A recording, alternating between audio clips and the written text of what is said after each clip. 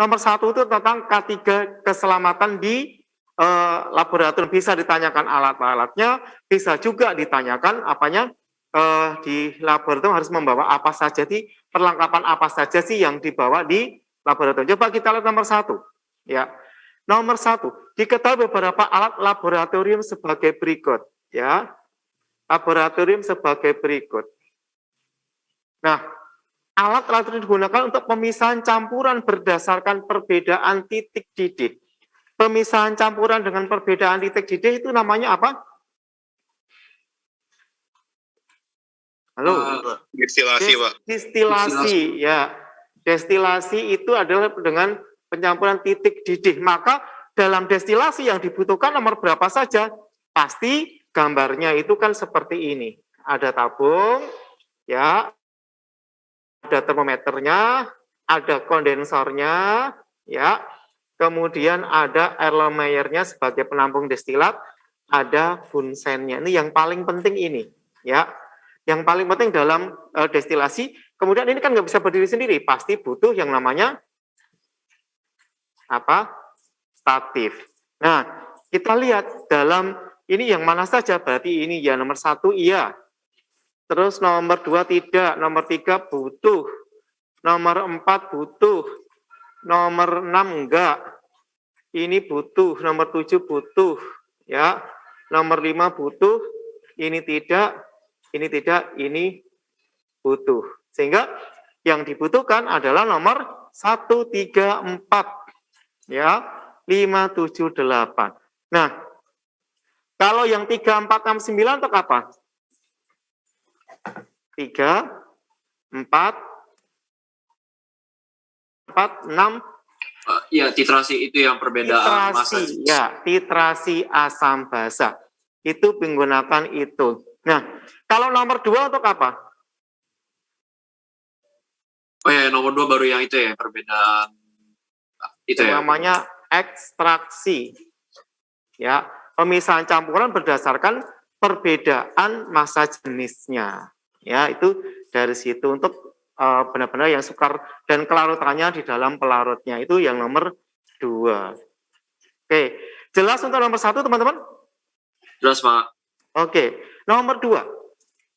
Nah, nomor 2 itu tentang perkembangan model atom. Perkembangan model atom pastinya ada 5. Yang pertama Dalton. Dalton itu tidak melalui percobaan. Ini punyanya Dalton. Ya, tidak melalui percobaan, namanya postulat. Ya, postulat itu teori yang dianggap benar tapi tidak dibuktikan dengan percobaan. Jadi nomor 5 sudah salah. Gambar nomor 5 ini adalah gambar percobaan untuk penghamburan sinar alfa itu. Nah, nomor 1 itu miliknya siapa ini? Dengan lempeng emas ada yang diteruskan dan sebagainya, miliknya siapa nomor 1 teman-teman? Rutherford, Pak. Rutherford. Nomor 2 dengan tabung pengawal muatan, tabung ke sinar katoda itu miliknya siapa? Itu yang kismis ya. Ya, ini Rutherford, ini Thomson.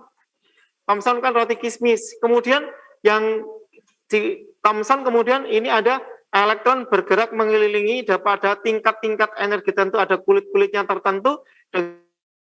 Sinar hidrogen itu miliknya siapa? Niels Bohr. Niels Bohr, ya. Niels Bohr. Oke. Terus yang ini dengan spektrum seperti ini ada kebolehjadian dan awan-awan elektron, ini siapa miliknya siapa ini? Itu berarti Schrödinger. Ya, mekanika kuantum. Jadi seperti itu teman-teman. Yang nomor 5 yang salah nomor 5 itu Dalton tidak ada percobaannya. Jadi yang ditanyakan adalah miliknya Thomson, berarti nomor berapa? Nomor 2, Pak. Yes. Besok nggak boleh lupa. Yang ini sama ini sebetulnya sama ini. Ya, penghamburan sinar alfa itu oleh si Rutherford. Oke, jelas nomor 2 teman-teman? Jelas, Pak. Oke, nomor 3. Nah, nomor 3 diketahui lambang atom kamu harus tahu. Kalau ada lambang atom seperti ini, ada XZA, maka Z ini menunjukkan siapa?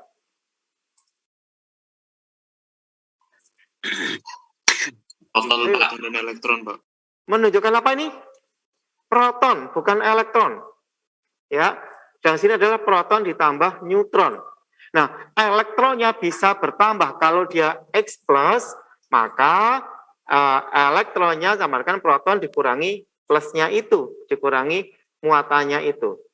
Tetapi kalau X2 min misalkan, maka elektron sama dengan proton ditambah 2. Nah, itu bedanya di situ. Jadi, untuk konfigurasi elektron menggunakan elektron, tetapi kalau menentukan letak golongan hanya berdasarkan jet atau protonnya dalam keadaan netral. Nah, coba ini. Ini elektronnya ada 1, 2, 3, 4, 5, 6, 7, 8, 9, 10. Ada 10 ya. Jumlah protonnya elektronnya 10. Ya. X plus 3 elektronnya sama dengan 10. Maka X-nya sendiri berapa sih? Atau Z-nya jadinya berapa? 13. 13. Hah? 13. 13. Mengapa? Karena X plus 3 lepas 3, Pak. Iya, ngelepas 3. Betul. Sedangkan berarti ini adalah X 13. Ada 13, neutronnya 14, maka di sini 27. Jelas ya? Yang nomor 2. Y-1. 2, 8, 8. Ada sebanyak berapa itu? 288 ada 18. 18. Y-1 18, maka Y-nya Z-nya berapa? 17. 17. Ya betul. 17 ada 18 maka 35. Nah, setelah itu baru kalian bisa buat konfigurasinya yang X ya AR 4S AR ke 4S. Bentar. Eraser. Ya. Mana tadi pen? Ya. AR berarti 3S2, 3P1. Kemudian Y-nya 17, NE, 3S2, 3P5. Coba, berarti yang X golongan berapa, periode berapa teman-teman? Berarti itu periode 3 golongan 3A, dan yang Y itu dia juga periode 3 tapi dia itu golongan 7A. Ya, ini 7A periode 3. Tinggal milih. X 7A udah salah. X 3A periode 3, 13, 24, salah di 24-nya. X 3A 3, 13, 27, betul apa salah? Salah, Pak, atomnya bukan Y, Pak. Ini yang X ini loh. Bukan, Pak, itu kan Y. Bukan Y, iya. Y 7A periode 3, 13, 36, salah di sini ya. Y 7A periode 3, 18, 35. Berarti yang nomor 5 yang betul. Oke. Jelas teman-teman untuk yang ini, nanti kalau ada lambang atom, kamu menentukan letak golongannya harus tahu. Pak, bukannya 17 ya, Pak? 1735. Nomor 5 bukannya harusnya 1735 kalau mau benar, Pak?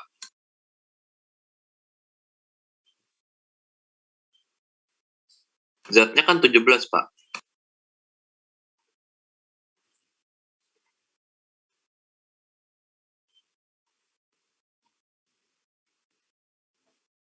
Halo, Pak.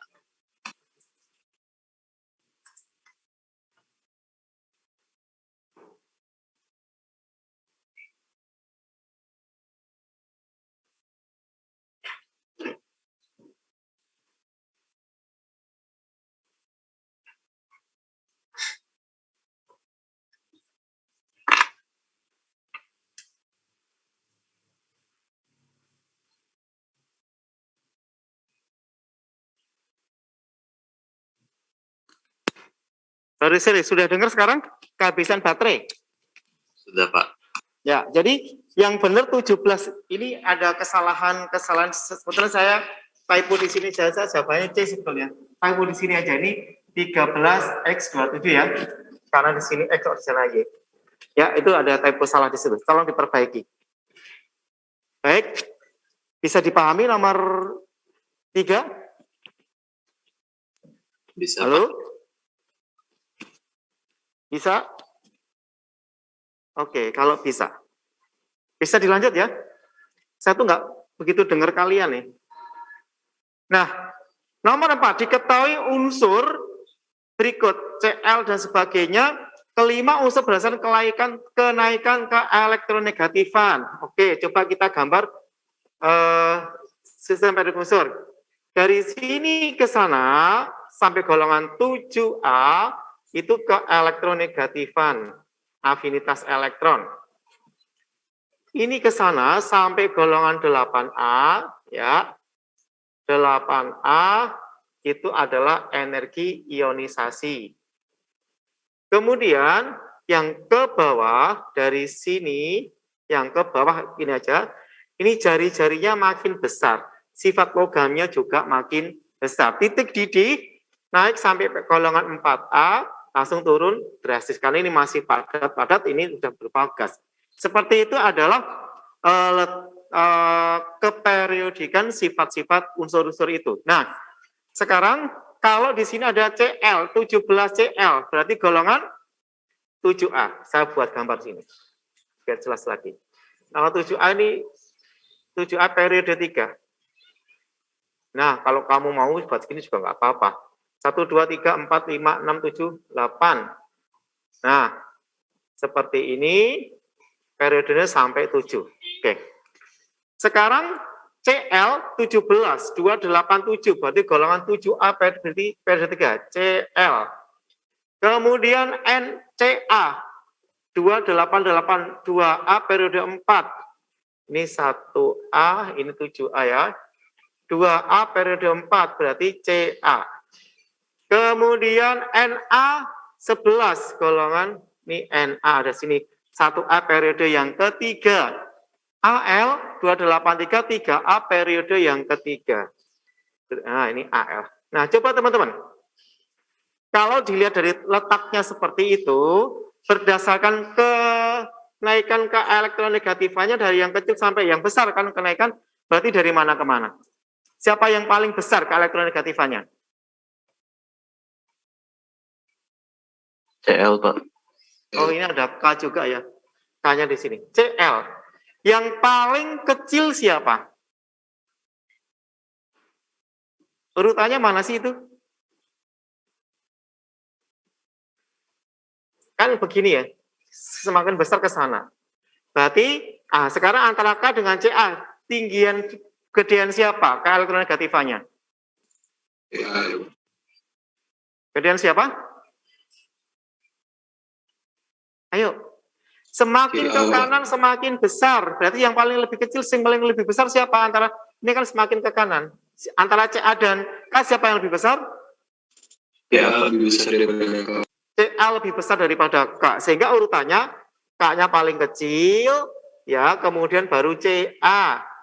Kan ke atas makin itu baru Na, baru Al, baru Cl. Begitu. K, CA, Na, Al, Cl. Oke. Nah, saya tanya sekarang. Kalau jari-jarinya urutannya bagaimana, teman-teman? Kenaikan jari-jarinya yang paling kecil, jari-jarinya siapa? Jari-jari makin ke kanan, makin ke kiri, makin ke bawah, makin besar. Berarti jari-jari yang paling kecil siapa? CL. CL. Berarti kalau jari-jari tinggal dibalik saja, seret, itu jari-jari. Sehingga jari-jari yang paling besar adalah si K. Dibalik, jadi yang ini, yang K-nya yang paling besar, yang kalau yang ini, itu nanti jari-jarinya. Itu tergantung nanti pertanyaannya, jari-jari atau ke elektronegatifan atau energi ionisasi. Paham nomor 4? Pak, saya mau nanya, Pak. Ya, silakan.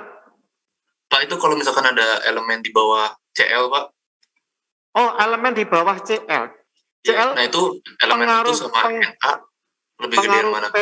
Pengaruh periode itu paling besar dibandingkan pengaruh ini. Jadi, antara ini dengan di sini ke elektronegatifannya ini udah jauh lebih kecil. Yang di bawahnya CL ini. Jadi misalkan Pak, elemen di bawah Cl itu sama Na lebih besar mana Pak ke elektronegatifannya? Elektronegatifannya lebih besar sih, tetap lebih besar yang nomor 7. Golongan 7 itu kecil, sangat-sangat mudah menyerap elektron dibandingkan golongan 1A yang lebih mudah menyerap elektron. Tapi yang ambigu gini nggak akan ditanyakan. Oke Pak. Ya, C. Misi Ya, Pak. Jeremy. Siapa ini? Luis Pak. Ya, Louis. Jadinya ini kalau kenaikan elektronegatifan itu berarti kayak reverse-nya dari jari-jari ya. Berarti Betul. kalau makin bawah periodenya itu makin kecil. Ya. Tapi makin kanan makin besar. Yes. Sip. Oke. Bisa lanjut, teman-teman? Ya, periode yang ke bawah. Ini periode 1, periode 2, periode 3, periode 4, periode 5 itu jumlah kulitnya ada 5. Kalau periode 1 jumlah kulitnya cuma 1. Begitu, Jerome. Yang ini bukan ambigu sih, agak susah dibandingkan karena nanti berubah dengan angka. Misalnya ini ada di sini, antara ini dengan ini gedean mana gitu. Dibandingkan satu periode itu lebih gampang. Ya. Ada lagi? Pak, jadi itu urutannya dekak, TA dulu, baru NA itu. Karena pengaruh periode lebih besar daripada periode golongan ya? Ya. Oke Pak, terima kasih Pak. Yuk, lanjut ya. Nomor 5. Perhatikan tata namanya berikut. Nama-nama begini kamu harus hafal. Kalau nama yang senyawa molekul seperti ini, hanya disebutkan difosfor trioksida. Kalau senyawa-senyawa ada haknya NaHC, natrium bikarbonat, betul. K2MnO, kalium manganat. Kalau permanganat itu KMNO4. Yang ini tidak akan saya ulang-ulang, kalian harus tahu. Beda lagi nanti kalau pertanyaannya gini, kalau ada Al3+, ada C2O4 2-. Pertanyaan bisa aja tanya gini, senyawa yang terbentuk dan namanya apa? Berarti namanya adalah Al. 2, C2O4, 3 kali. Namanya aluminium, apa? C2O4, aluminium oksalat. Begitu caranya. Jadi bisa aja diketahui kation anionnya, kalian suruh menggabungkan. Tapi kalau senyawa molekul, ya pakai di dan tri dan sebagainya. Ini nggak usah diajarin, pasti udah lanyah semua kalian. Yang mana? Oh, itu senyawa non-logam, betul. Tapi dia tidak terbentuk atas kation anion, benar, kovalen. Itu bisa menggunakan nama-nama itu. Tapi ada kovalen yang HCl sebutnya asam klorida atau hidrogen klorida.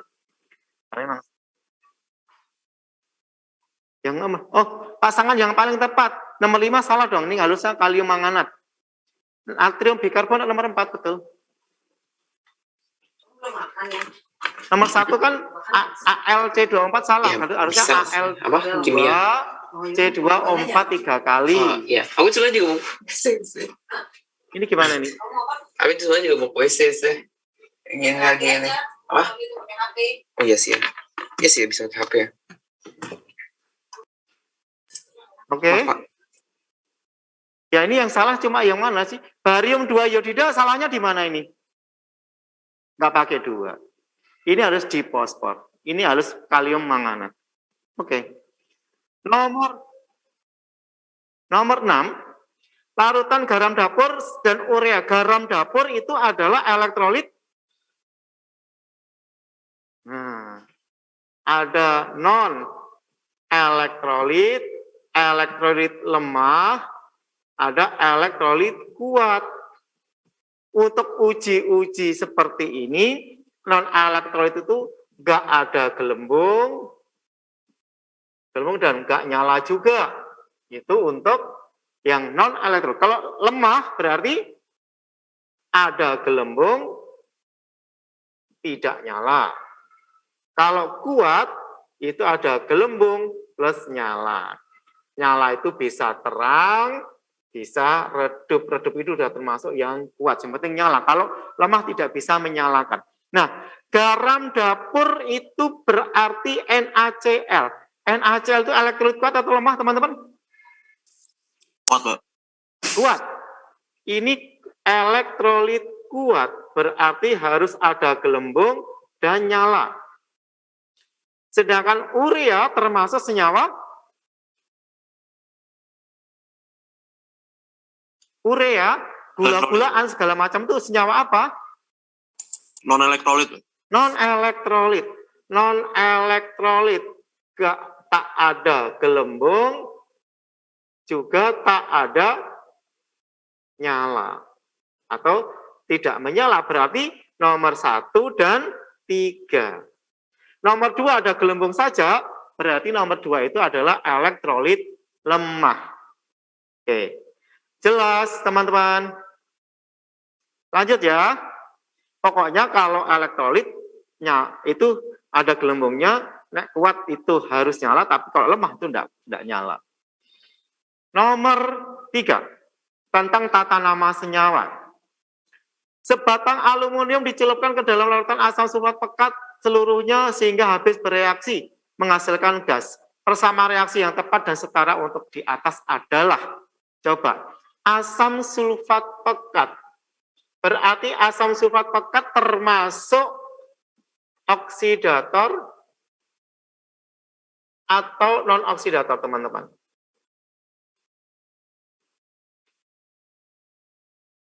Oksidator, Pak. Oksidator. Oksidator ada 3 siapa saja?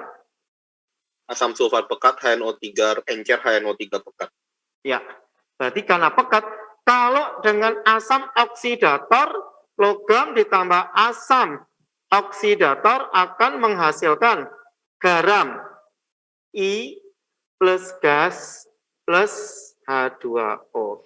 Gasnya kalau H2SO4, gasnya adalah SO.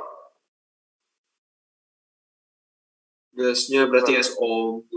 SO2, ya. Coba di antara ini yang ada gasnya, yang mana yang ada SO2-nya? Cuma nomor C. C, betul.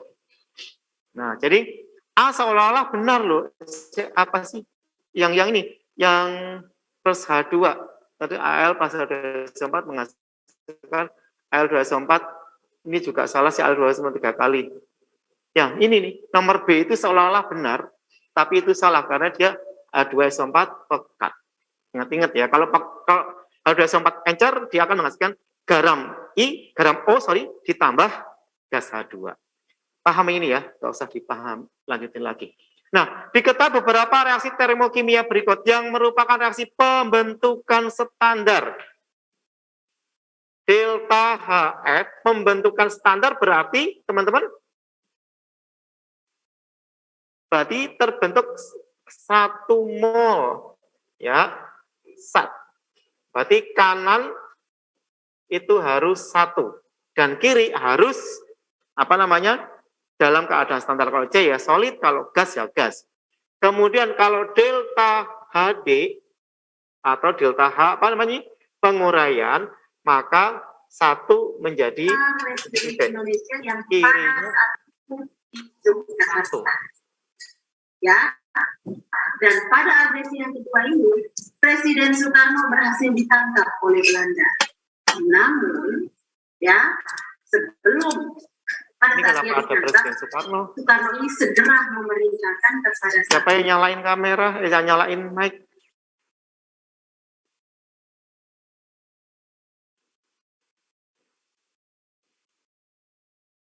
Kok bisa ada tadi, kenapa?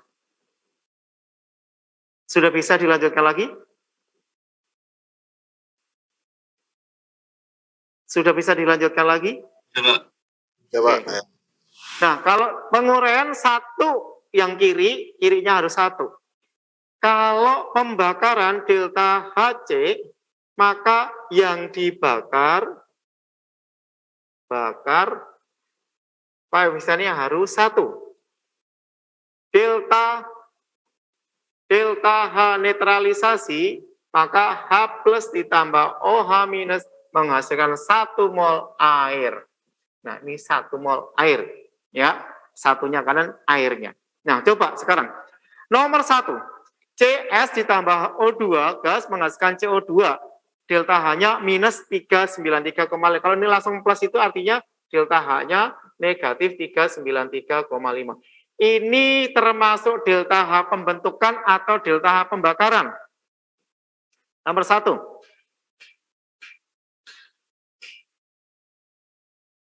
Halo? Dua-duanya Pak ngerangkap ya. Dua-duanya, dia pembakaran juga pembentukan. Nomor 2, CH4 terus menjadi C dan H2. Dan di sini harusnya ada 2H2 begitu. Nah, kalau begini berarti termasuk reaksi apa nomor 2? Penguraian. Yang kiri 1, penguraian. C2H5 ditambah O2 menghasilkan CO2 dan seterusnya. Ini yang ketiga adalah delta H. Delta H? Pembakaran ya, Pak?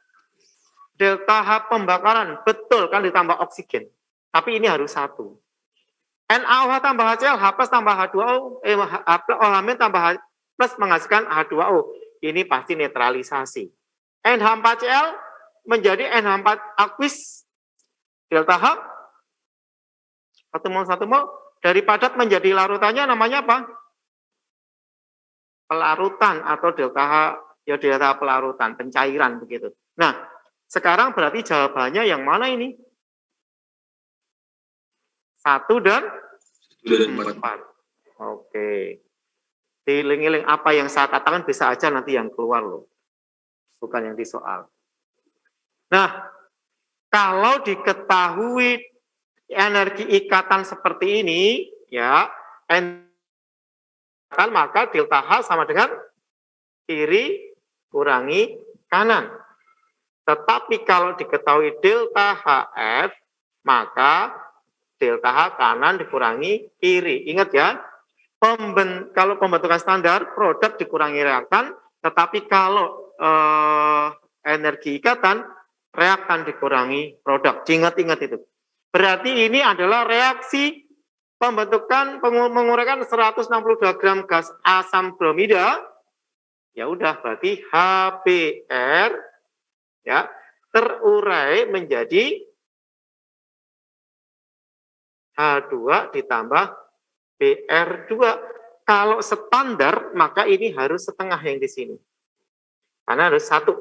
Ya kan? Kirinya harus 1. Kalau penguraian standar HBr menjadi H. Jadi HBr ini setengah H ditambah setengah Br. Nah, sekarang kalian hitung kiri dikurangi kanan. Maka delta H-nya, kirinya itu adalah HBr 368 dikurangi setengah kali 436, berarti 218 ya. 218 ditambah 193 kurangi 193 dibagi 2 berapa teman-teman?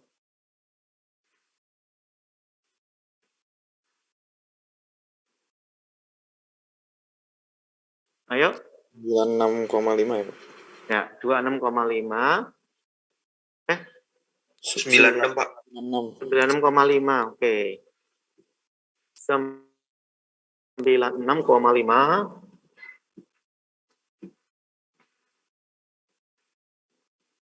Hasilnya piro iki? Minus berapa? Plus atau minus? Ayo, teman-teman berapa?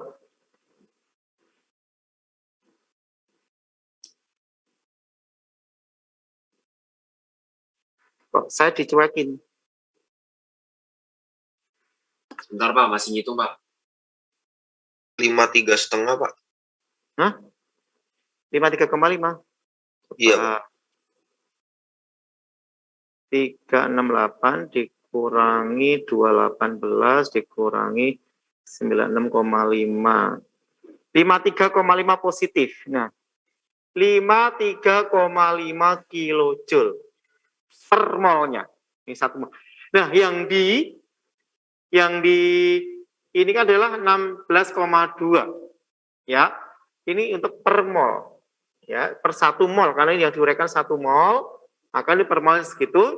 Maka untuk molnya 16,2 dibagi HBr 8 H-nya 181. Dibagi 81 berapa ini teman-teman? 0,2 Pak. 0 pas ya, 0,2 ya. Pas 0,2. jadinya Perubahan entalpinya adalah kalornya Q-nya sama dengan berapa?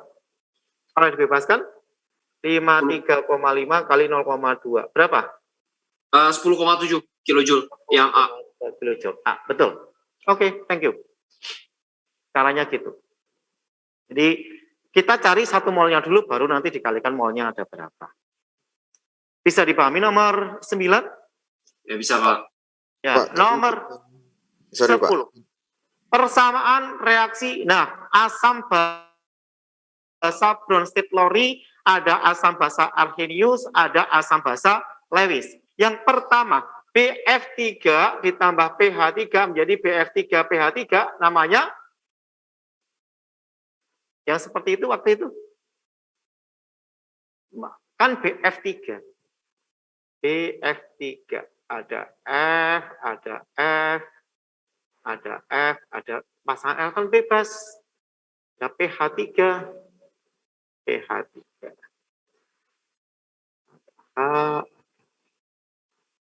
Ada H. Nah, mereka ini sama-sama bergabung duanya. Itu kan P itu punya 5. Sorry.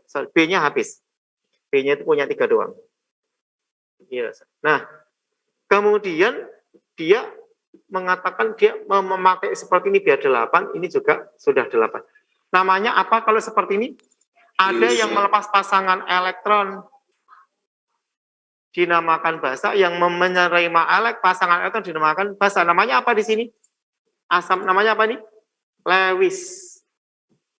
Sedangkan yang kedua, kalau ada CH3COO tambah ini dari sini ke sini melepaskan 1H+, maka sini asam, ini basa konjugasi. Kalau ini asam, maka ini basa. Ini asam konjugasi. Jadi yang pasangan asam basa konjugasi adalah yang CH3COA dan CH3CO yang sama ya, CH3CO main.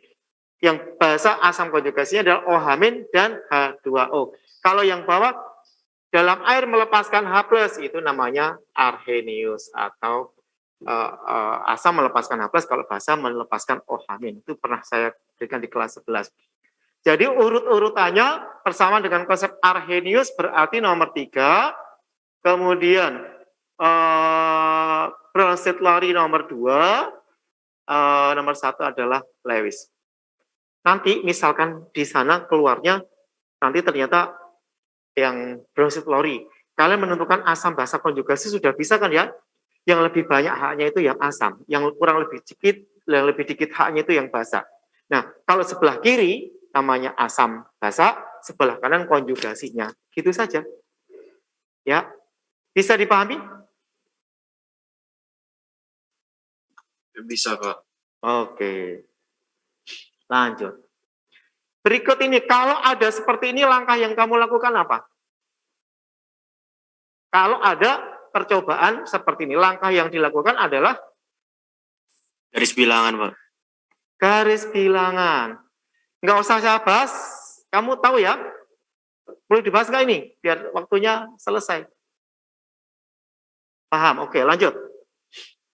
Kalau ada seperti ini, yang dipengaruhi oleh suhu berarti yang berubah apanya? Yang lain sama, suhunya yang berbeda. Jadi, kalau yang dipengaruhi oleh suhu, cari yang lain tetap, suhunya yang berubah. Kalau ini, suhunya yang berubah yang mana? Yang lain tetap, suhunya berubah. Keping. Nah ini. 0,5. Nah, suhunya yang berubah. Itu yang nama pengaruh suhu. Tapi kalau pengaruh konsentrasi, yang lain suhunya sama, yang lain sama, konsentrasinya dibuat beda. Lanjut ya. Laju reaksi. Menentukan order reaksi A, maka carilah yang kalau order A berarti cari yang bagaimana? Kalau order A, kalau mau cari order A berarti cari yang order B yang sama. Order A, A-nya berubah, B-nya yang tetap. Jelas ya? Kalau order B, maka cari yang B-nya berubah, A-nya tetap. Ini bisa mencari kode A. Jadi 2/3 pangkat X sama dengan ini. Kalau kecepatan langsung aja 5/7,5. 2/3 sama dengan 2/3 pangkat X, maka X-nya sama dengan 1. Untuk mencari yang B, cari yang B berubah A-nya tetap. Berarti nomor berapa? Nggak ada. Kalau nggak ada, bisa dicari apa tidak? Masih bisa sih. Masih bisa, mau menggunakan cara yang lain, mana bisa nanti mencari K-nya dulu atau K-nya dicoret juga nggak masalah. Jadi kan udah ketemu nih. V1 dan V1 sama V4 aja ya. Per V4, V1-nya sama dengan K, A1, A4. Pangkatnya udah ketemu 1 kali ya B1, B4 pangkat Y. V1, V4-nya berarti 5/40. 5/40 sama dengan K-nya kan ini sekali coret ya. A1, A2-nya berarti A1, 2/4 setengah. Setengah pangkat 1 ya dikali yang B-nya adalah 1/2. A-nya 1/4 setengah juga. Ini setengah pangkat Y. Ya sudah, setengah ini 5/8 berarti 10/40. 10/40 sama dengan setengah pangkat Y. 1/4 sama dengan setengah pangkat Y, maka Y-nya sama dengan 2. Berarti A X1B pangkat 2. Oke. Jelas? Jelas, Pak. Ya, meskipun nggak diketahui nggak apa-apa. Nah, campuran di bawah ini yang menghasilkan penyangga. Berarti kalau menyangga itu apa artinya? Penyangga berarti? Penyangga. Kalau penyangga berarti yang sisa siapa? Yang lemah, Pak. Ya, yang lemah berarti asam kuat plus basa lemah, sisanya yang lemah, maka buffer basa. Asam lemah plus basa kuat, sisa lemah, maka buffer asam. Kalau asam lemah plus basa lemah, salah satu sisa, sudah namanya buffer, tergantung yang sisa asam ya buffer asam, yang sisa basa tergantung buffer basa. Oke, yang tidak mempunyai sifat penyangga yang mana kira-kira teman-teman? Nggak usah mencari-cari, langsung ketemu kok ini. Ayo yang mana? Nggak usah dihitung, kamu lihat aja reaksinya, langsung ketemu itu bukan buffer. Ayo yang mana? Iya, Pak. Yang B, ini basa kuat, ini asam kuat, berarti udah nggak mungkin. Ya, oke. Yang lain, kamu ini pasti sisanya yang dia. Yang nomor 1 sisanya yang basa lemah. Nomor 2, ini 10 sama 20 sisanya yang asam lemah. Yang ini 10, ini 10, ini 1, tetapi ini kan NaHCO sudah merupakan garamnya, asam lemah dan garamnya basa. Ini sudah garam, ini asam lemah dan garam yang berarti sudah termasuk buffer. Ada lagi, sabun adalah garam natrium dari asam-asam lemak, misalkan natrium asetat. Jika diketahui asam, nah kalau suruh mencari beda H+ untuk asam kuat, H+ sama dengan M kali valensi. Kalau asam lemah, maka H+ sama dengan akar Ka kali M. Itu saja bedanya. Jadi nanti kalau misalkan ada asam kuat, ada asam lemah, disuruh siapa yang paling besar, siapa yang paling kecil, kamu tinggal mencari dengan rumus ini. Ini nggak usah dibahas, kamu tahu ya, ini berarti H+ sama dengan akar Ka kali M. Lanjut. Sama, yang bersifat buffer yang mana kamu cari, yang sisanya yang lemah. Kemudian untuk yang seperti ini, titrasi asam basa, masih ingat rumusnya apa teman-teman? Ayo. Halo, masih dengar suara saya? Halo, dengar suara saya? Masih, Pak. Oh, enggak dijawab. Oh ya. N1V1 sama dengan N2V2. Berarti N1-nya itu molaritas kali valensi, ya, sama dengan molaritas kali valensi kali V2. Ya sudah, ini antara BaOH 2 kali, diambil 10 dari larutan tersebut, diladikan dengan 0,1 HCl-nya. HCl-nya ini rata-ratanya berapa dari 3 ini? 9,6 ya. 9,6. Oke. Berarti misalkan sini HCl, di sini BaOH 2 kali. Oke, langsung HCl berarti M-nya 0,1 kali 9,6 sama dengan M2-nya kita nggak tahu, valensinya 2 karena BaOH 2 kali. Jelas ya? Valensinya 2, volumenya adalah 10. Ya udah, M-nya tinggal 0,98 dibagi 10. 0 dibagi 20, kalau 10, 0,049. Nah, ini. Oke, lanjut. Kalau seperti ini, gambar-gambar seperti ini kamu bisa membaca enggak? Artinya yang kalau ada 3 ini berarti ada berapa larutan di dalam gambar ini? Ada 3. berapa larut?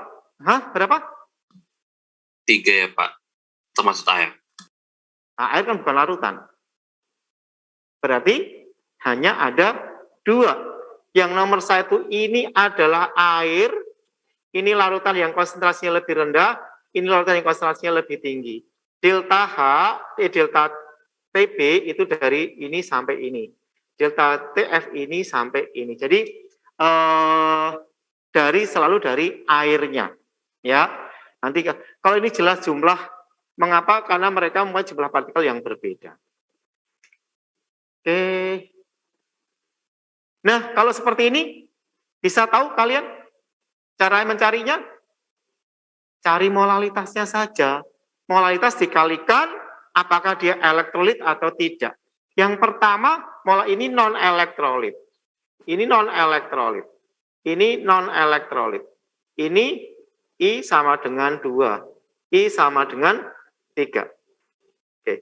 I sama dengan 3. Nah, nanti tinggal tergantung dari molalitas dikalikan mana, siapa yang mempunyai titik didih tertinggi. Titik didih tertinggi, ingat ya, kalau delta TF, delta TB, ini kalau konsentrasi semakin besar, maka ini semakin besar juga. Ya. Tetapi kalau TF-TB-nya ini makin turun, ini makin naik. Bedanya di situ. Jika konsentrasinya semakin besar, maka TF-nya semakin turun, TB-nya semakin tinggi. Ya, nanti tinggal saya nggak akan ngitung, kamu cari mana yang paling M-nya paling besar, berarti konsentrasinya paling besar. Oke, jelas? Bisa lanjut? Bisa lanjut? Pak. Ya. Jadinya itu yang nanti itu pakai dalam itu ya, dalam perkalian itu untuk mencari titik didihnya itu nanti pada akhirnya nih. Jadi iya, ini benar. Kalau yang lain cuma dikali 1, nggak dikali berapa-berapa. Ini dikali 2, ini dikali 3. Jelas ya? Jelas. Oke. Redoks, kamu kalau suruh menentukan di antara reaksi-reaksi berikut mana yang redoks, mana yang tidak, bisa ya. Yang redoks terjadi perubahan bilangan oksidasi, kalau yang enggak redoks tidak terjadi perubahan bilangan oksidasi. Biasanya enggak redoks itu hanya reaksi asam basa biasa. Nah, kalau ini Ml-nya plus 7, ini kan sebagai bilangan oksidasi dari zat yang bertindak sebagai reduktor. Reduktor itu berarti yang mengalami oksidasi. Ya. Dan zat hasil oksidasi. Nah, berturut-turut adalah bilangan oksidasi reduktornya yang mengalami oksidasi siapa? SO3 2-. Ya kan? Maka bilangan oksidasi yang berubah adalah si S-nya plus 6. Plus 6 kurangi berapa ini? 2. Samakan plus 4. Ya, hasil oksidasinya, ini hasil reduksi, ini hasil oksidasinya. Ini. Oke. Ini nggak usah dipahami. Nah, kalau ada seperti ini, ada air garam, air biasa, kemudian ditutup apa kapas itu nggak masalah. Ada minyak, apa bedanya kalau ditaruh di dalam minyak? Tapi kalau di paku dilapisi atau dicat, kalau tambah CaCl2. Nah, kalau ada paku ditambah CaCl2 itu membuat semakin karatan atau untuk mencegah karat sebetulnya itu. CaCl2 disebut batu didih atau apa namanya itu? Kalau kamu beli sepatu ada kotaknya kecil, jangan dimakan isinya silika gel. Nah, CaCl2 termasuk silika gel di sini, maka dia justru untuk menghambat korosi. Kalau nanti ketemu soal yang seperti itu. Ini yang mana nih yang paling cepat nih?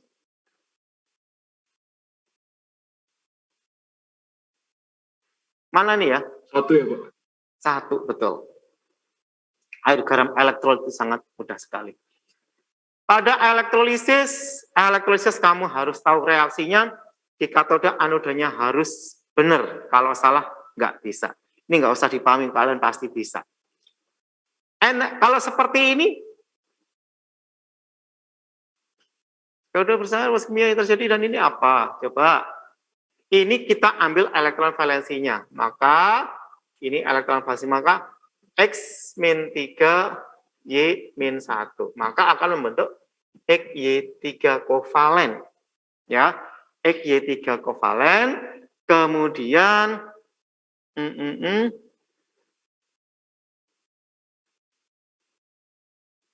bisa aja XY5. Jadi ada 2 kemungkinan, karena X-nya mempunyai 5. 5 itu bisa dengan Y,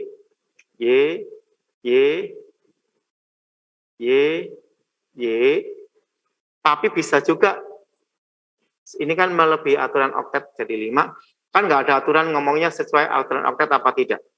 Bisa juga X, Y,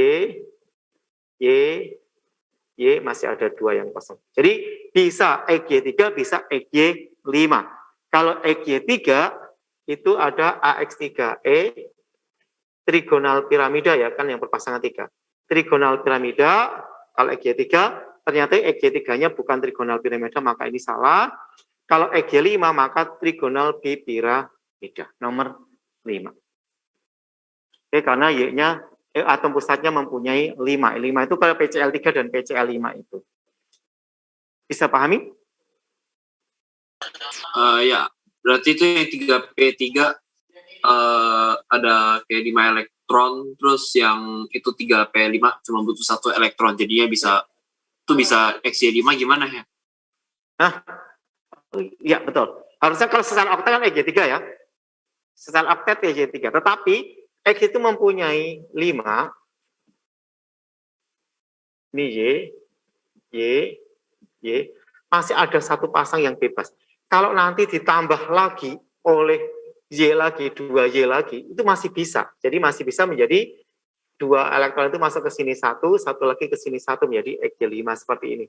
Kalau nanti itunya berlebih, itu khususnya itu kan ya PCl3, PCl5 itu. Kan ini unsur P, ini unsur Cl. Kemungkinannya ada 2 itu. Ya. Tapi kalau oktet hanya ada 1 XY3, tapi bentuknya nggak seperti ini, tapi bentuknya adalah trigonal piramida. Nah, trigonal bukan begini ya. Ini deh, trigonal piramida. Seperti itu, bukan yang seperti ini. Bisa dipahami? Oh ya, bisa apa? Bisa. Oke. Yang ini hukum Proust. Hukum Proust itu 3 gram karbon tepat bereaksi 8, maka hasilnya 11. Ya. Jika direaksikan 10 gram karbon dan 16, maka siapa yang habis, teman-teman? Oksigen berarti. Oksigen 3, ini 2.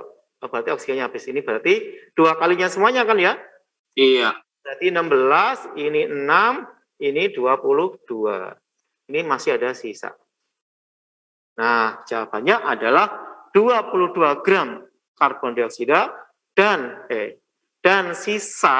sisanya itu adalah si karbonnya sebanyak 6 gram. Jadi nanti kalau ada pertanyaan tentang komplos, kalian ngerti. Kapan sisa tadi tergantung perbandingannya. Pak, bukan yang sisanya 4 gram ya, bukan 6. Kan 6 gram yang direaksikan, Pak, tadi. Iya. Dia kan butuh 6 Iya. sama 16 kan? Iya, Pak. Ada dia punya 10, yang dipakai 6, kasih sampah toh.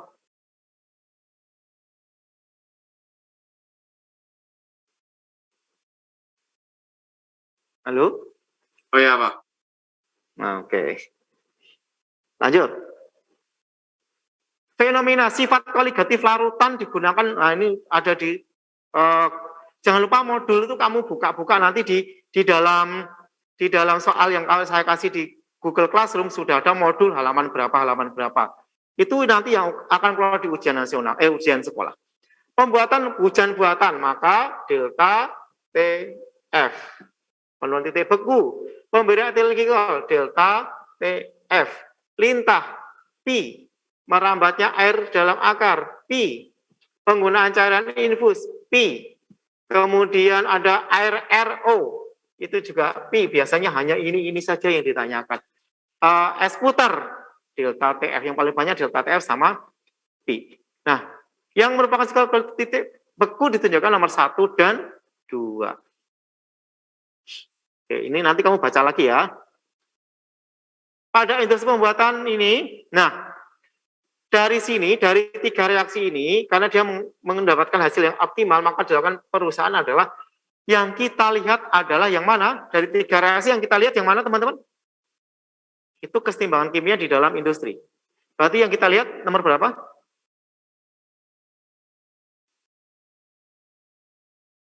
Halo? Yang kita lihat nomor berapa? 2, Pak. Reaksi nomor berapa? Ada hanya, Pak. Ada tahanya. Yang kita lihat kalau ada seperti ini, yang kesetimbangan cuma nomor 2 doang. Jelas? Yang kesetimbangan kan enggak kesetimbangan. Nah, kesetimbangan ini termasuk exo atau endo? Exo, Pak. Exo. Kalau exo supaya bergeser ke kanan, nasendo esexo. Maka kalau karena exo, maka suhu harus diturunkan. Nasendo di exo. Koefisiennya ini 2 tambah 1, 3, ini 2. Karena lebih kecil, maka tekanan diperbesar, volume diperkecil pasti. Ya, konsentrasi SO2 atau O2 itu yang diperbesar. Jadi menambahkan katalis tidak. Katalis tidak mempengaruhi pergeseran, hanya mempercepat terjadinya keseimbangan, tapi tidak menggeser. Menaikkan suhu salah, menurunkan suhu betul, menambah volume sistem salah, harus mengurangi volume tadi kurang kan? Salah, memperkecil tekanan salah, harus memperbesar tekanan. Jadi jawabannya adalah C. Keluar ini nanti. Reaksi tekanan totalnya adalah 2,5 atm, maka harga tetapan keseimbangan Kp untuk di atas berapa? Ini tekanan totalnya adalah 2,5. Reaksinya Kp sama dengan P-nya D pangkat 3 dikali P-nya E pangkat 2. Ini S tidak mempengaruhi. Jadi Kp hanya P yang gas. P D pangkat 3 dan PE pangkat 3. Jadi jawabannya berapa, teman-teman? Kita mencari PD-nya dulu. PD sama dengan? Halo? 2/3 PE ya, Pak? Ya, 3/5 kali 2,5 kan? Berarti 1,5 ya? Ya kan? 1,5 itu P-nya si E sama dengan 2/5 kali 2,5. Ya, berarti 1. Maka di sini tinggal PD-nya adalah 3/2 pangkat 3 dikali 1 pangkat 2. 9/4. Bukannya 27/8, Pak. Hah? 3/2 pangkat 3. 27/4. Per 8. Sorry. 27/8, sorry. Ya, kok saya pangkat 2. Ada yang bingung cara mencarinya ini? Kalau di kiri semuanya S, yang gas cuma di kanan doang, maka tekanan parsial itu hanya perbandingan koefisien. Maka D-nya itu berarti 3 tambah 5 kan 2 ya, 3/5 kali tekanan total 2,5. Ya, P-nya di E tinggal ini 2/5. Seperti ini. Caranya ya, besok kalau keluar nggak boleh salah. Lanjut. Dari hasil percobaan disebut X dan Y. Senyawa X adalah seperti ini. Ini namanya apa? Aldehid. Ini keton. Senyawa X dengan tolen menghasilkan cermin perak. Bisa apa tidak nomor 1?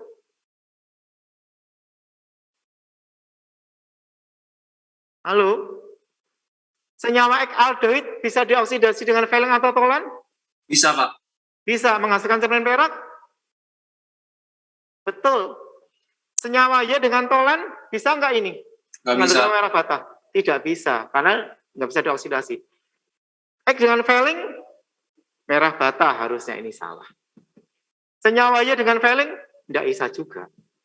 Senyawa Y dengan KMNO4 dioksidasi sama aja ya. Ngeset yang memerahkan lampus biru. Kalau menghasilkan asam berarti memerahkan lampus biru, berarti kan Y kan tidak bisa. Ya.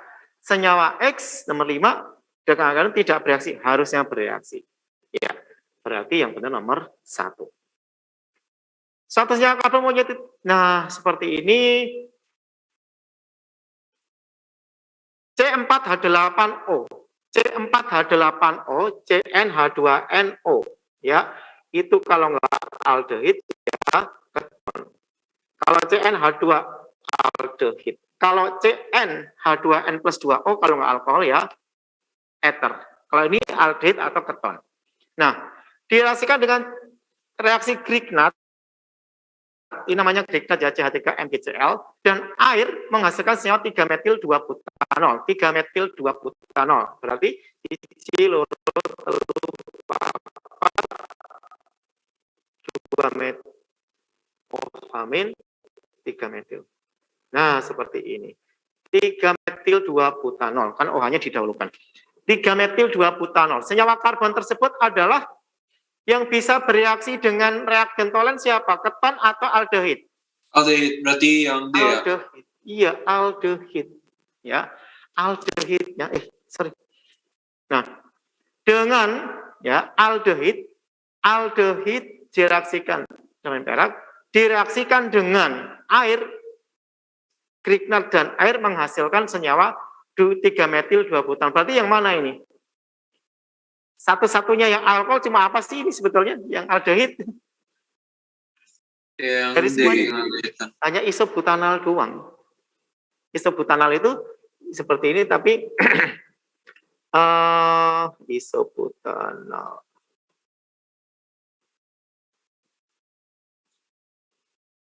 Nah, seperti ini. Kan CH3 yang di sini berasal dari reaksi Grignard-nya itu. Lanjut. Reaksi eliminasi nomor berapa? Nomor 1 termasuk reaksi apa? CH4, Cl2 menjadi CH3Cl. Reaksi apa? Nomor 1? Substitusi. Nomor 2, alkohol ditambah PCl3 menjadi ini juga CH2Cl, OH-nya diganti Cl. Reaksi apa nomor 2? Substitusi juga. Ini rangkap menjadi tunggal adisi. Pengurangan ikatan rangkap atau penambahan mengakibatkan terjadi putusan ikatan rangkap. Dari rangkap 3 menjadi tunggal adisi. dari tunggal menjadi rangkap, eliminasi. Jadi nomor 5. Begitu. Ada untuk ngepel. Satu lagi di sini adalah natrium benzoat, sodium benzoat. Maka yang untuk ngepel ini namanya apa? Nomor 1 adalah disinfektan, betul. Karbol, rumusnya ini salah. Bahan nomor 2 pengawet, betul. CH3CONA, betul. Nomor 1 adalah pewarna diazo, salah, bukan ini. Ini karbol. Karbol itu yang seperti ini. OH. Nomor 1, 2 itu udah salah. Nomor 2 asam benzoat. Nomor 3 kan juga. Berarti jawabannya yang betul yang B. PVC adisi pipa paralon, betul. PET adisi botol plastik, betul. Teflon kondensasi, salah. Ini adisi. Kanji kondensasi, indikator iodometri, betul. Kapas kondensasi, betul. Serat kain, betul. Kapas itu kondensasi atau? Selesai itu yang kondensasi juga, itu kan juga. Kapas kondensasi, benar. Untuk serat kain, betul. Betul. Berarti yang tidak tepat adalah Yang nomor 3. 3. Beberapa senyawa karbohidrat mengandung gugus aldehid. Oke, kalau nggak alkohol. Dihidrolisis menghasilkan 2 monosakarida yang berbeda. Oh, kalau tidak maltosa berarti tidak. Kalau maltosa kan glukosa-glukosa. Sukrosa atau laktosa. Sukrosa itu glukosa dan fruktosa. Laktosa itu glukosa dan galaktosa. Terdapat dalam susu atau gula susu berarti laktosa. Dari semuanya ini coba teman-teman, yang tidak bisa bereaksi dengan Valen atau Talen yang mana? Yang tidak bisa bereaksi dengan Valen atau Talen yang mana? Glukosa bisa, sukrosa, maltosa bisa, laktosa bisa, galaktosa bisa. Yang nggak bisa siapa? Sukrosa. Ini gula inverse. Gula inverse atau gula non reduksi. Jadi dia tidak bisa direduksi. Atau tidak bisa bereaksi dengan Valen atau Tolen. Tidak bisa dioksidasi dengan Valen atau Tolen karena tidak mempunyai C-hemiacetal lagi. Virus corona bisa mati dengan sabun. Karena di dalam kulitnya corona ini mengandung lemak. Lemak dengan sabun maka akan menghasilkan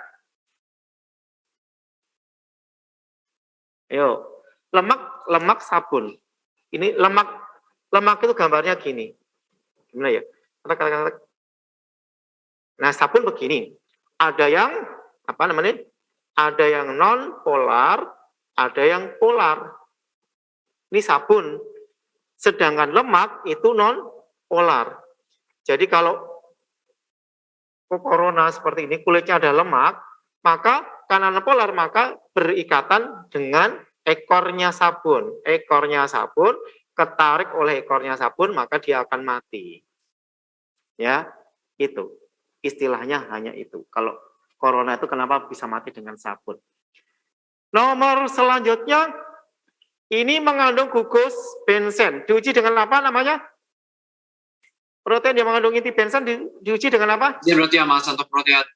Santoproteat berwarna? Jingga atau kuning ya? Jingga. Kalau CONH ini biuret, maka dengan uji biuret warna ungu. Kalau S dengan PP asetat. Kalau asam amino lain, maka namanya ninhidrin. Sudah. Mana yang betul bisa kalian pilih. Nah, esainya nanti ada ini, ada membuat konflik ini. Misalkan ada seperti ini, jika kedua bentuk ikatan, tentukan rumus jenis ikatan hibridisasinya, bentuk molekulnya, dan polar atau tidak. Itu untuk nomor 36. Nomor 37, itu mencari delta H kalau diketahui reaksinya atau delta H-nya atau apa, pokoknya kanan kurang kiri, kiri kurang kanan atau hukum Hess. Nomor 38 itu tentang hidrolisis garam, reaksi hidrolisis sama mencari pH. Itu harus tahu. Kemudian elektrolisis nomor 39, nomor 40-nya adalah tentang esterifikasi. Esterifikasi itu adalah alkohol dengan asam karboksilat. Nanti alkoholnya akan menjadi alkilnya, asam karboksilatnya menjadi nama utama. Jadi propanol dengan butanoat, asam butanol akan menghasilkan propil butanoat. Gambarnya seperti itu. Itu gambaran untuk US besok. Apakah sudah siap teman-teman? Udah ada di Google Classroom, silakan buka. Soal-soal ini semuanya ada di Google Classroom, silakan buka. Oke ya? Kok nggak ada yang menjawab iya? Oke ya? Masih, Pak. Oke. Baik, terima kasih teman-teman semuanya.